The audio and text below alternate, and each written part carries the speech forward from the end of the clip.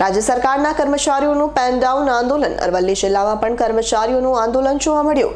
કામગીરીથી અડગા રહીને વિરોધ નોંધાવવામાં આવ્યો। રાજ્ય સરકારના કર્મચારીઓનું પેન ડાઉન આંદોલન અરવલ્લી જિલ્લામાં પણ કર્મચારીઓનું આંદોલન કામગીરીથી અડગા રહીને વિરોધ કર્યો।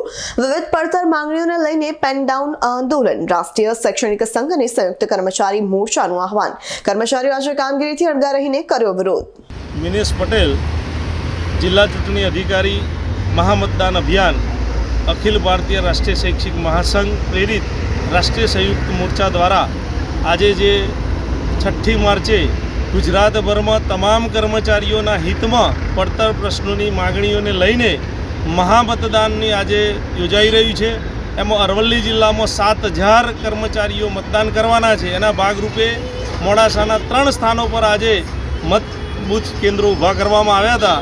એમાં અત્યાર સુધીમાં 1300થી વધુ મત પડી ચૂક્યા છે અને દિવસ દરમિયાન આજે 7000 કર્મચારીઓ મતદાન કરવાના છે।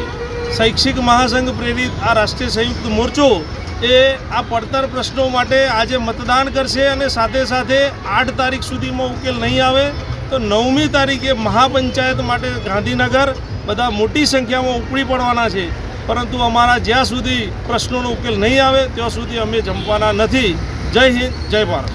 મતદાન સિવાય બીજું કોઈ આજનો રૂપરેખા કોઈ કાર્યક્રમ? આજનો કાર્યક્રમ પેન ડાઉન છે, ચોક ડાઉન છે, શટ ડાઉન પણ છે। સાથે સાથે કાર્યક્રમ અમે અમારા કર્મચારીઓ ફરજ ઉપર ઉપસ્થિત રહી અને પેન ડાઉન, ચોક ડાઉન અને શટ ડાઉનનો ચુસ્ત અમલ કરવાના છે। જયદીપ ભાટિયાનો રિપોર્ટ, S9 ન્યૂઝ અરવલ્લી।